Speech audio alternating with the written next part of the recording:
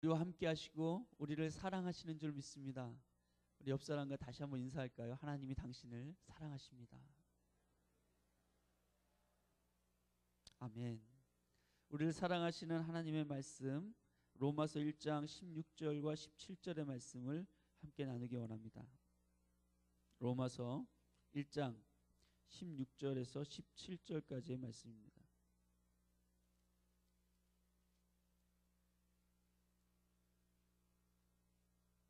로마서 1장 16절 17절 두 절이기 때문에 우리가 그냥 한 목소리로 합독해서 읽도록 하겠습니다. 로마서 1장 16절과 17절입니다. 내가 복음을 부끄러워하지 아니하노니 이 복음은 모든 믿는 자에게 구원을 주시는 하나님의 능력이 됨이라. 먼저는 유대인에게요 그리고 헬라인에게로다.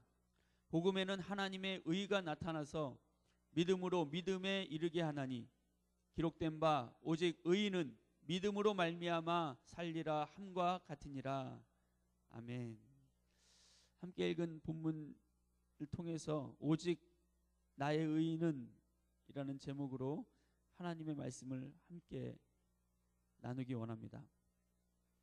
오늘은 497주년 종교개혁 기념주일입니다. 오늘로부터 3년 후가 되면 2017년 지난주부터 이렇게 발음이 영 안 좋아서 죄송합니다. 2017년 10월 31일은 마틴 루터가 독일 북부의 그 비텐바르크에서 종교개혁을 일으킨 지 500주년이 되는 해입니다. 그래서 한국의 기독교뿐만 아니라 전 세계의 개신교가 종교개혁 500주년을 앞두고 교회의 바른 방향이 무엇인지, 정체성이 무엇인지, 교회가 어떻게 새롭게 개혁돼야 될지 고민하고 의견을 나누는 그런 토론들이 많이 일어나고 있습니다.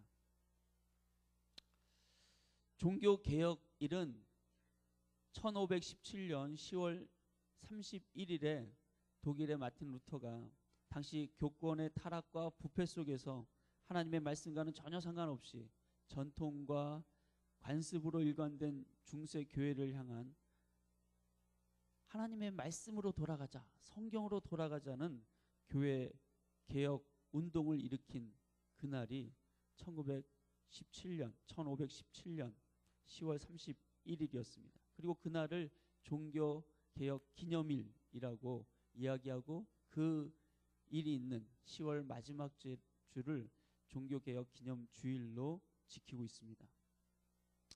종교개혁은 많은 사람들이 잘 알고 있던 것처럼 면죄부 사건이 발단이 되었습니다. 면죄부 사건이라는 것은 가톨릭 교회의 교황 레오 10세가 자기 당대의 사업으로서 성 베드로 대성당을 완공할 계획을 세우고 당시 그 성당을 세우는 데 필요한 엄청난 공사비를 마련하기 위해서 그 모금 방법으로 고안해낸 것이 바로 면죄부였습니다. 성 베드로 대성당은 지난 교황이 와서 우리도 한번 많은 사람들에게 알려졌지만 사실은 150여 년 동안 지어진 세계에서 가장 큰 성당입니다. 바티칸 시국에 있는 로마 카톨릭의 주 성당이라고 할 수 있습니다. 특히 미켈란젤로가 설계한 성 베드로 성당의 돔은 우아하고 강렬한 인상을 주는 것으로 유명합니다. 성당 자체는 십자가 모양을 하고 있고 성 베드로 광장과 합해졌을 때 열쇠 모양을 이루고 있습니다. 이 열쇠 모양은 베드로의 상징이자 교황청의 상징으로 로마 카톨릭의 교권을 의미하는 것입니다. 로마 카톨릭은 예수님께서 베드로에게 천국의 문을 여는 열쇠를 주셨고 이것이 바로 로마 가톨릭 교회와 교황이 가지는 권세인 것으로 주장하였던 것입니다. 그래서 그 성 베드로 대성당을 그런 열쇠 모양으로 그렇게 조성을 했던 것이죠. 그러나 오늘날 로마 가톨릭의 자락이라고 할 수 있는 이 장려한 성당이 프로테스탄트 종교개혁의 간접적인 이유가 되었던 것입니다. 베드로 대성당의 엄청난 공사비를 충당하기 위해서 교황은 알베르토라는 사람을 통해서 면죄부의 판매를 허락하였습니다.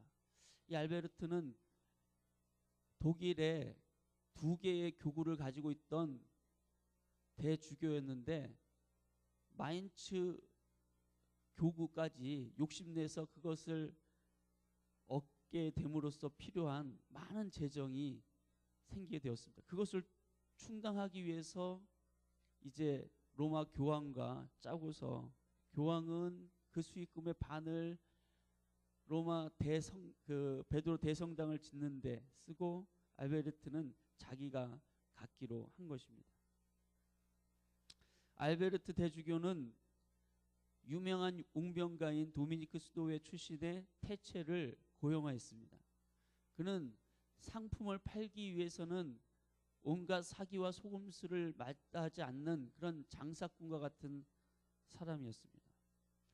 테첼과 그를 수행했던 성직자들은 자기들이 팔고 있는 면죄부가 죄인들을 세리보다 더 깨끗하게 만들며 타락 이전의 아담보다 더 순결하게 만들 뿐만 아니라 면죄부를 판매하는 자의 그 십자가는 그리스도의 십자가만큼 효력이 있다라고 말하였습니다. 그리고 이미 사랑하는 가족들을 위해서 면죄부를 사려고 하는 그 사람들에게는 이렇게 얘기했다고 합니다. 당신들의 헝금한 바닥에 당신들의 동전이 짤랑하고 떨어지는 그 순간에 연옥에 갇혀있던 영혼들은 화살처럼 솟아오른다. 이렇게 말하였습니다. 지금 우리 생각으로는 정말 어처구니 없는 이야기지만 당시에 하나님 말씀에 무지하고 무식하였던 일반 대중들에게 이런 감언 이설이 수많은 헌금을 하게 하는 은혜로운 설교가 되었던 것입니다. 이러한 타락상을 목도했던 마틴 루터는 당시 천주교의 잘못된 관행에 대한 95개조의 반박문을 비텐베르그 성당 정문에 붙이고 부패하고 타락한 교회의 회개를 촉구했습니다. 그리고 이 사건을 계기로 면죄부에 항의하는 자, 저항자라는 뜻의 프로테스탄트인 지금의 기독교 개신교가 탄생하게 된 것입니다.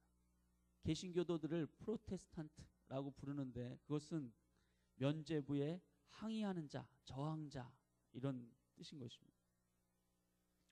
사실 이 95개조 조항은 라틴어로 쓰여져 있었기 때문에 일반 사람들은 읽을 수가 없었습니다. 사실은 학문적인 토론을 위한 목적으로 교황이 이 내용을 소상히 알게 되면 이런 악패들을 수정할 것이라는 그런 기대감으로 쓴 것이었습니다.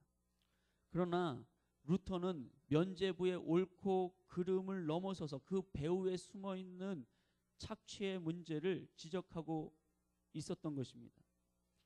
예를 들어 제82조에는 만약 교황에게 영혼들을 연옥에서 해방시킬 힘이 있는 것이 사실이라면 그는 이러한 힘을 예배당의 건축과 같은 하잘것없는 이유를 위해서가 아니라 순수하게 영혼을 사랑하는 마음에서 아무런 대가도 받지 않고 사용해야 한다라고 말했습니다.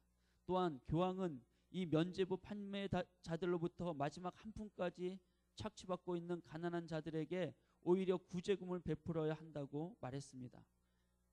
만약 필요하다면 이를 위해서 성 베드로 대성당이라도 팔아야 한다고, 이것이 교황으로서 마땅한 임무라고 그는 그의 반박 항의문에서 그렇게 적고 있었던 것입니다.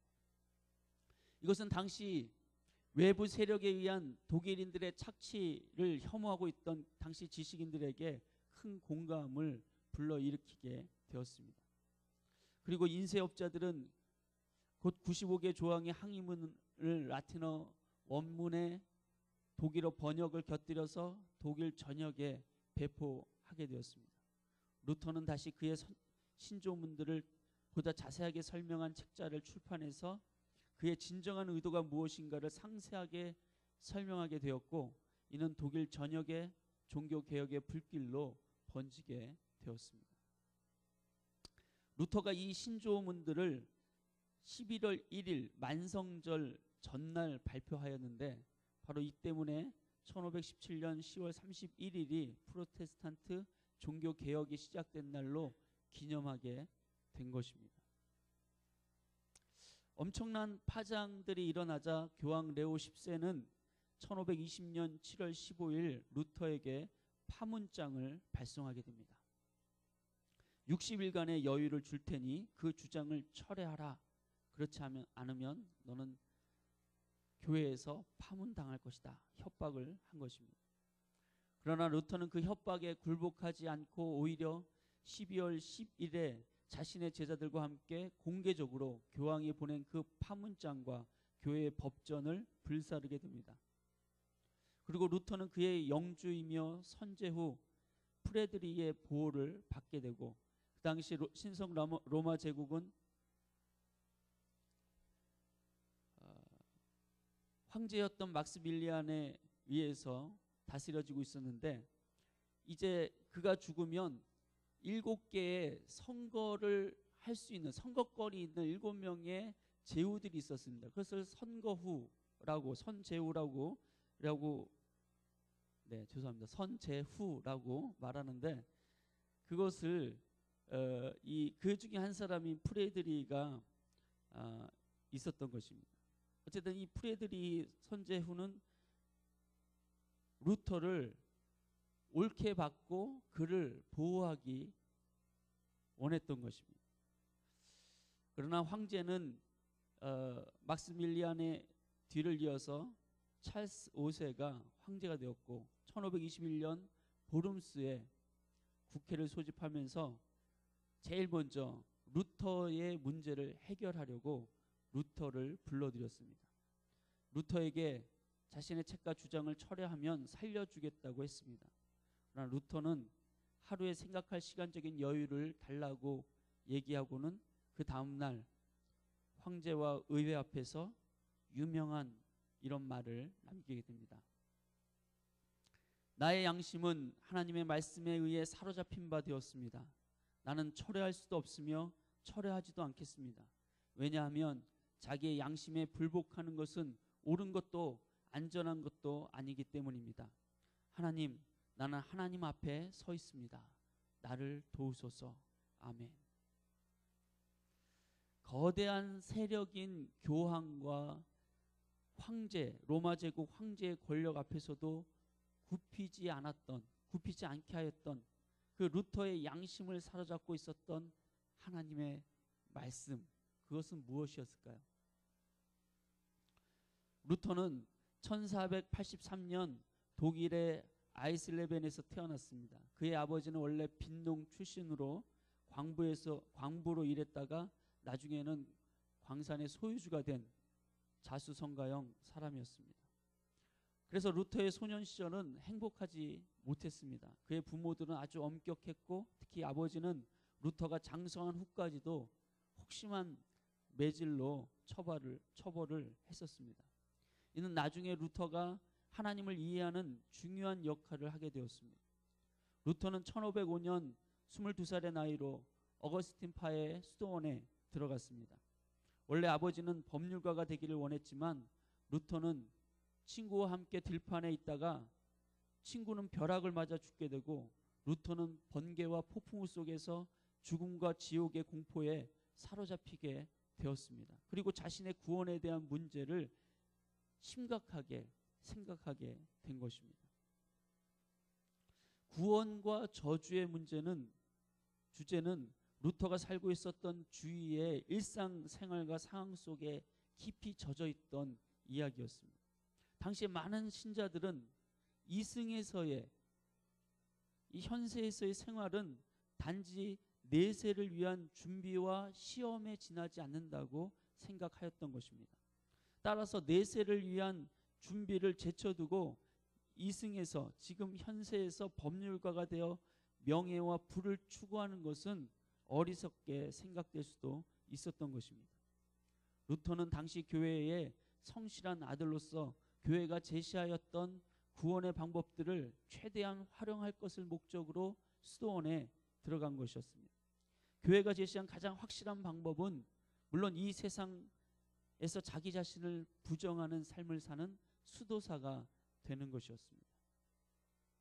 수도사 수련 기간 동안 얼마는 하나님과의 평화를 느끼며 행복한 시간을 보낼 수 있었습니다. 그러나 하나님께 미사를 통해 예배하는 동안 점점 하나님에 대한 두려움과 공포로 고통스러운 시간들을 보내게 되었습니다. 자신은 하나님의 사랑을 받기에 충분하지 못한 존재라고 느꼈을 뿐 아니라 자기가 구원받기에 충분한 봉사와 헌신을 하고 있다고 확신할 수가 없었기 때문입니다. 하나님은 마치 그가 소년 시절에 그를 체벌했던 그런 교사나 또는 아버지처럼 가혹한 재판관처럼 생각되었던 것입니다. 하나님께서는 최후 심판 때 그가 한 일을 판단하시고 부족함을 발견하실 것이라고 느꼈습니다. 바로 이러한 하나님의 진노로부터 구원받기 위해서 인간은 교회가 제시하고 있는 모든 은혜의 수단들, 일정한 금식과 선행과 고행, 고해성사와 미사를 비롯한 성례전 참석을 통해서 하나님의 진노를 피할 수 있다고 당시 교회는 그렇게 주장하고 있었습니다. 그러나 루터에게 이러한 수단들은 충분히 하나님께 받아들여지고 있다는 확신을 가지지 못하게 했습니다. 루터는 항상 자기 자신의 죄악성을 심각하게 느끼고 있었고 이를 극복하고자 하면 할수록 오히려 죄의식은 더욱더 강해지는 것을 느꼈습니다. 그렇다고 해서 그가 모범적인 수도사가 아니었다거나 당시 많은 수도사처럼 부도덕하고 방탕한 생활을 한 것은 아니었습니다. 그는 오히려 항상 자기 자신에 대한 스스로의 체벌을 멈추지 않았습니다. 가능한 대로 자주 고해 성사를 통해서 자신의 죄의 고백과 죄사함을 얻으려고 노력했습니다. 그러나 이러한 행위들을 하면 할수록 그의 의식 속에 자신의 죄를 발견하고 깨닫는 것이 더 많아졌고 하나님에 대한 두려움과 죄의식으로 가득 차게 되었습니다. 그는 생각하기를 만약 고백하는 죄들만이 용서받을 수 있는 것이라면 항상 그곳에는 어떤 죄들을 미처 생각하지 못해서 고백하지 못한 죄의 가능성이 있는 것 아니냐라는 것을 생각하게 됐고 따라서 그가 그토록 절실하게 추구하는 그 구원에 이르지 못할 가능성이 있는 것이라고 생각했던 것입니다. 그는 자기 자신의 그 생각과 행동들을 몇 시간이고 다시 되풀이하고 점검하면서 자기 자신을 돌아봤습니다. 그리고 이렇게 하면 할수록 루터는 더 많은 죄를 발견하고 때로는 그가 고해 성사를 했던 그 고해소를 떠나는 바로 그 순간에 고해 성사를 하고 죄를 고백하고 나오는 그 순간에 미처 고백하지 못했던 죄들이 있음을 깨닫고 다시 들어가서 죄를 고해 성사하는 그런 일들이 반복되어졌던 것입니다. 그는 더욱 조급해지고 더욱 절망적이 되어갔습니다. 루터에게는 크고 작은 죄의 크기가 문제가 아니라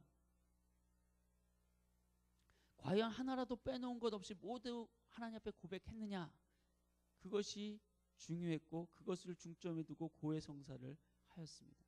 그런데 인간의 기억력의 한계로 고백하지 못한 죄가 반드시 있게 마련이었고 고백하지 못한 죄는 용서받지 못하며 용서받지 못한 죄가 있는 한 구원받지 못한다는 논리가 루터에게는 더없이 큰 고통이었던 것입니다. 너무도 자주 고해 성사를 하러 가니까 담당 신부였던 스타우비치가 루터야 제발 죄 좀 모았다가 한꺼번에 가져오너라 그랬다는 유명한 일화도 있습니다. 스타우비치 신부는 루터에게 정말 그리스도께서 그의 죄를 사하여 주시기를 기대한다면 사소한 죄로는 찾아오지 말고 살인이나 간음 또는 신성 모독과 같은 중대한 범죄로 찾아오도록 충고하기도 했었습니다. 그러나 루터에게는 작은 것이라도 하나님께서 그 죄를 기뻐하시지 않고 그 죄로 인해서 구원받지 못할 수 있다라고 하는 생각이 있었기 때문에 고해 성사를 멈출 수가 없었던 것입니다. 이런 일이 반복되면서 루터는 죄란 인간이 스스로 의식할 수 있는 행동이나 생각들 그 이상의 무엇이라고 보았습니다. 죄는 인간들이 신부들에게 고백할 수 있는 그런 개별적인 행위들이나 생각들을 훨씬 초월하는 그 무엇이라고 느끼기 시작했던 것입니다. 따라서 인간의 죄를 해결하고 그 죄의식을 덜어주어야 할 고해 성사가 오히려 루터를 더 절망의 상태로 몰고 가는 것이었습니다. 루터는 수도사가 되려던 자신의 생각과는 달리 비텐바르그에 세워진 대학에서 성경을 가르치는 교수가 되었습니다. 루터의 고해 성사 담당 신부였던 스타우비치가 루터의 문제들은 그가 연구와 교수와 목회적 책임에 충실하게 될 때에 해결될 수도 있다라고 보았기 때문에 그를 교수로 추천하였던 것입니다. 그런데 바로 그 대학교 교수직을 위해서 강의를 준비하면서 성경 속에서 루터는 자신의 문제에 대한 답을 발견할 수 있게 되었던 것입니다. 그는 먼저 시편을 강의하기 시작했는데 시편을 기독론적으로 해석하면서 그 안에서 그리스도께서 자기와 비슷한 시련과 고난을 감당하시는 것을 발견하게 되었습니다. 그리고 시편을 강의하기 시작하면서 그 안에서 발견한 그리스도께서 그리스도로 자신이 위로를 받고 하나님도 예수님도 이런 시련과 고통 가운데 있었구나 그렇게 위로를 받기 시작했습니다. 그러나 그것은 자신의 죄의식 하나님의 심판 앞에서의 그 절망감을 해결해 주는 위로는 되지 못했습니다. 그러다가 1515년에 로마서를 강의하기 시작했는데 로마서 1장에서 자기가 가진 고민과 난제들에 대한 해결책을 발견하게 되었던 것입니다. 그것이 바로 오늘 우리가 함께 읽은 본문의 말씀입니다. 우리 한번 다시 함께 읽어보도록 하겠습니다. 내가 복음을 부끄러워하지 아니하노니 이 복음은 모든 믿는 자에게 구원을 주시는 하나님의 능력이 됨이라. 먼저는 유대인에게요 그리고 헬라인에게로다. 복음에는 하나님의 의가 나타나서 믿음으로 믿음에 이르게 하나니 기록된 바 오직 의인은 믿음으로 말미암아 살리라 함과 같으니라. 우리에게는 너무나 친숙한 말씀이죠. 그런데 루터는 이 17절에서 복음에는 하나님의 의가 나타났다라고 하는 이 바울의 선언에 마음이 멈춰 서게 됐습니다. 복음은 하나님의 의, 하나님의 공의가 나타났다고 했는데 루터는 바로 그 공의를 죄를 심판하시는 하나님의 공의로 생각하고 그 공의로 복음의 하나님의 공의, 하나님의 나를 심판하시는 의가 나타났다면 그것이 어떻게 복음일 수 있는가? 그것이 어떻게 좋은 소식일 수 있는가 하는 생각을 하게 되었던 것입니다. 하나님의 심판이 복음에 나타났다면 그것이 어떻게 좋은 소식일 수 있는가? 다시 말해서 하나님께서 죄인들을 심판하시지 않고 무조건적인 사랑으로 용서해야 그것이 복음이 아닌가라고 생각했다는 것입니다. 로마서 1장 17절은 복음과 하나님의 공의가 서로 떨어질 수 없도록 연결되어 있었던 것입니다. 루터는 하나님의 공의라는 그 구절 자체를 증오했습니다. 며칠이고 밤낮을 가리지 않고 이 한 구절 속에 나타난 이 두 부분 사이의 관계를 이해해 보려고 했습니다. 이 구절 속에 복음을 통해서 하나님의 공의가 드러났다고 선포되어져 있고 그 이후에 곧바로 의인은 믿음으로 말미암아 살리라. 바로 이 복음에 나타난 하나님의 심판의 공의를 수긍하고 있는 것 같은 이 말씀들이 도대체 이해가 되지 않았던 것입니다. 하나님의 말씀과 씨름하던 루터에게 결국 하나님께서 성령의 빛을 비춰주기 시작했습니다.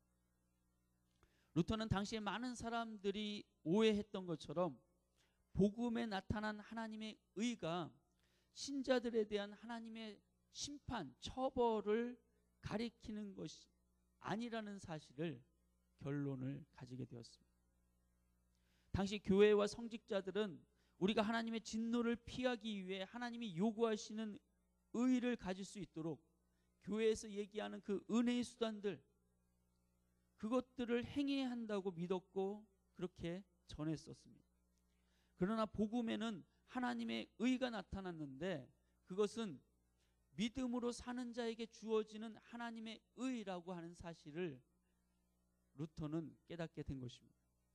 또한 이러한 하나님의 의는 인간들이 의롭다거나 혹은 신적인 하나님의 공의가 요구하는 그 사항들을 행했기 때문에 주시는 그런 무슨 보상과 같은 것이 아니라는 사실을 깨닫게 된 것입니다.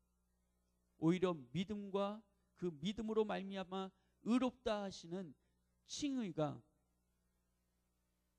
이 모든 것이 하나님의 사역이고 죄인들에게 값없이 주시는 하나님의 선물이라는 뜻으로 깨닫게 된 것입니다. 이런 발견에 대한 감격을 루터는 이렇게 기록하였습니다. 나는 마치 내가 새로 태어난 것처럼 느꼈다. 그리고 천국의 문이 활짝 열린 것처럼 느꼈다. 성경 전체가 새로운 의미를 갖게 되었다.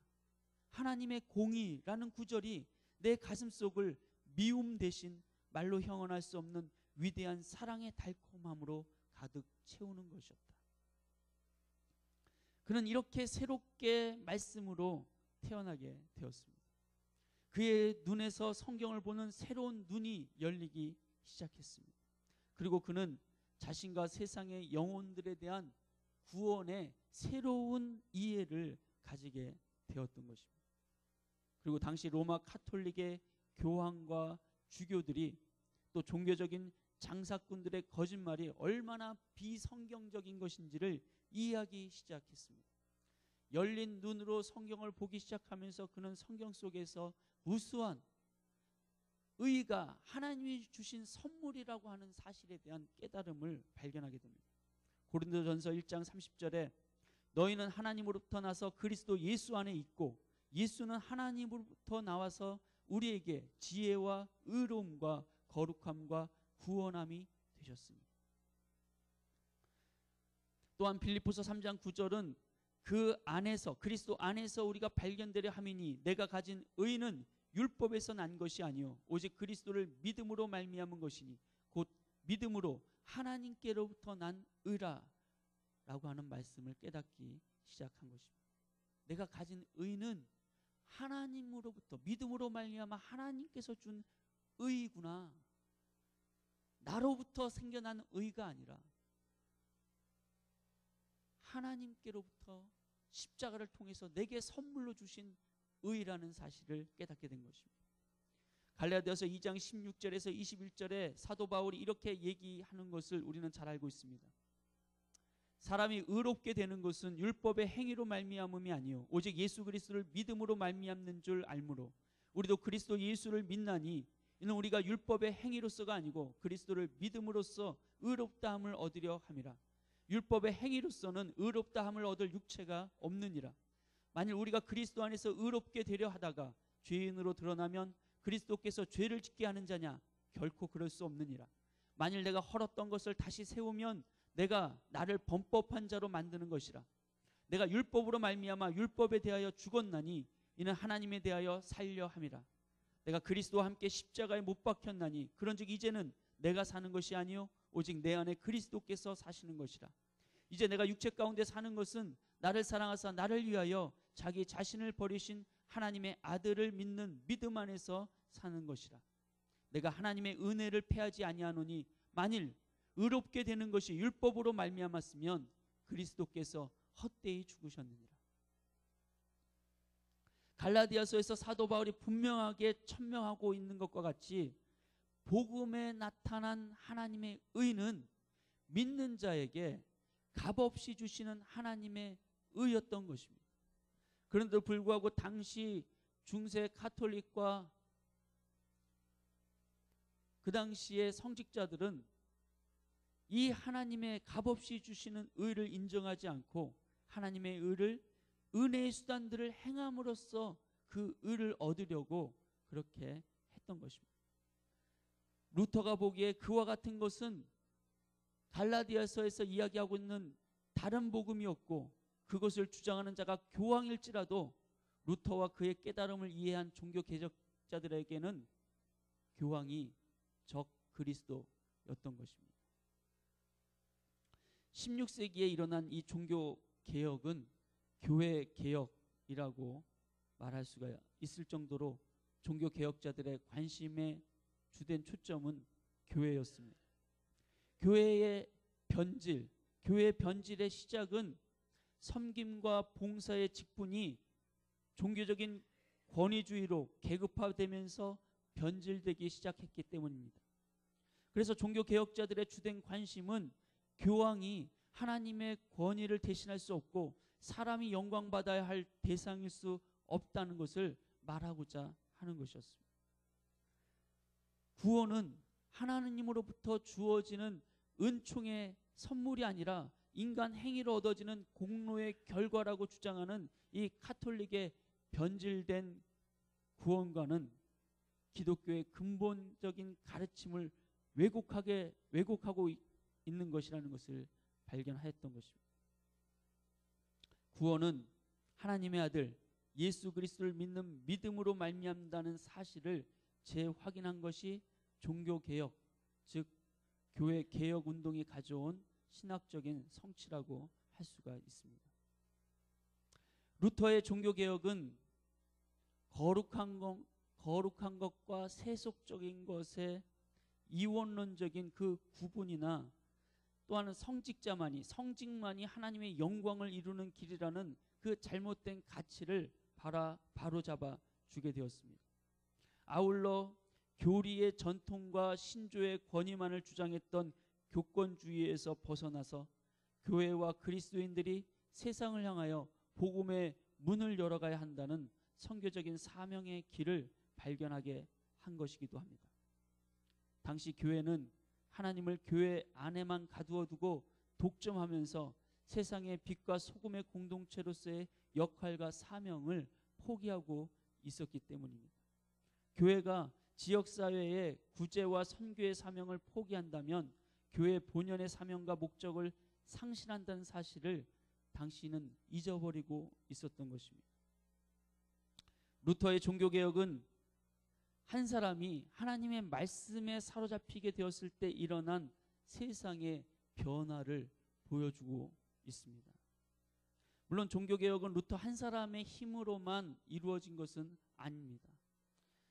제네바의 쯔빙글리와 또는 칼비근 같은 사람들의 헌신, 루터 이전에 위클리프와 존 후스와 같은 사람들의 순교의 피도 있었습니다. 이 모든 사람들은 하나님의 말씀에서 하나님의 하나님 되심을 발견해 되었고 그래서 성경으로 돌아가자고 하나님의 말씀을 좀 읽으라고 하는 외침을 하게 되었던 것입니다. 당시에 성경은 라틴어로 쓰여져 있었기 때문에 고등 교육을 받았던 사람들만이 성경을 읽을 수 있었습니다. 그래서 이들이 주로 했던 것 중에 하나가 성경을 독일어로, 영국어로, 프랑스어로 번역해내는 일들이었습니다. 그들은 성경 안에서 진리의 말씀을 발견하고 그 말씀에 사로잡혀서 그것을 세상에 선포하는 데 교황과 황제라는 세상의 절대 권력 앞에서도 죽음으로까지 맞서 싸우려고 했었습니다. 그들은 참으로 프로테스탄트 저항자들이었던 것입니다. 오늘 종교개혁주의를 맞아서 우리는 종교개혁의 정신을 루터를 통해서 다시 한번 새롭게 발견해 보았습니다. 그리고 종교개혁의 기치였던 오직 성경, 오직 믿음, 오직 은혜의 정신을 다시 새롭게 가지게 되기를 소원합니다. 저는 종교개혁주일의 말씀을 증거하기 위해서 묵상하면서 지금 한국 기독교는 종교개혁에 버금가는 변화가 필요한가라는 질문을 스스로에게 던져보았습니다. 성도 여러분은 어떻게 생각하십니까? 지금 한국 기독교는 종교개혁에 버금가는 변화가 필요한가요? 우리는 진지하게 이 질문을 가지고 하나님 앞에 나아가 기도해야 합니다. 그리고 정말 종교개혁이 필요하다면 내 자신이 루터와 같이 또한 종교개혁자들과 같이 하나님의 말씀에 사로잡힌 사람이 되기를 원한다고 기도해야 될 줄로 믿습니다. 우리 모두가 루터가 발견한 이 본문 말씀에서처럼 하나님의 말씀을 순전하게 믿고 따르는 그 믿음의 사람들, 개혁과 변화의 사람들이 되어지기를 예수님의 이름으로 축원합니다. 기도하겠습니다. 사랑과 은혜가 풍성하시고 좋으신 하나님, 하나님의 말씀에 멀어져 있는, 말씀이 무엇을 이야기하고 있는지를 깨닫지 못한 채 세상이 이야기하는 대로 자기의 신앙을 내맡기고 살아가는 무지몽매했던 중세의 그 어둠의 시기에 루터와 같은 종교개혁자들, 그 양심이 하나님의 말씀에 사로잡힌 종교개혁자들을 일으켜 세우시고 오직 나의 의인은 믿음으로 말미암아 살리라, 하나님의 말씀을 순전하게 믿고 따르며 그 믿음 가운데 죽음도 순교도 불사하며 거대 권력인 황제 앞에서도 종교 권력인 교황 앞에서도 굴하지 아니하고 하나님의 말씀에 의한 참된 변화와 개혁의 그 바람을 하나님이 이들을 통해서 일으키신 것을 보게 됩니다. 하나님, 한국의 개신교가 또한 전 세계의 교회들이 마지막 대추수를 앞두고 영적 각성과 대부흥의 시기를 경험하게 되기를 소원합니다. 이것은 루터와 같이 종교개혁자들과 같이 하나님의 말씀에 사로잡힌 자들, 그 말씀의 장작됨에 성령의 불이 임한 자들로 인하여서 일어나게 될 줄로 믿습니다. 우리가 성경을 멀리하고 하나님의 말씀이 무엇을 이야기하는지, 진리가 도대체 무엇인지를 이해하지도 못한 채 신앙생활을 한다면 그것은 바람을 잡는 것과 같고 그것은 공허한 생명 없는 신앙과 같습니다. 하나님, 우리를 긍휼히 여겨 주시옵소서. 우리의 마음에 하나님의 진리의 말씀을 볼 수 있는 영의 눈이 뜨여지게 하시고 마음의 눈이 밝아지게 하여 주시옵소서. 하나님의 계시는 하나님이 기록하신 하나님의 말씀으로부터 우리에게 다가오고 있다라고 하는 사실을 루터는 이 종교개혁 주일에 하나님 앞에 나와 예배하는 모든 개신교도들에게 외치고 있다고 생각되어집니다. 주님, 우리를 긍휼히 여겨주시고 하나님의 말씀에서 멀어져 있는, 말씀을 듣지도 읽지도 말씀의 삶을 살아내려고도 하지 않는 우리의 죄악을 용서하여 주시옵소서. 주님, 우리 가운데 은혜와 긍휼을 허락하여 주시고 다시 한번 주의 말씀을 향한 열심이 우리 안에 불일 듯 일어날 수 있도록 축복하여 주시옵소서. 예수님의 이름으로 기도합니다. 우리 말씀과 함께 한번 같이 기도하기 원합니다. 주님,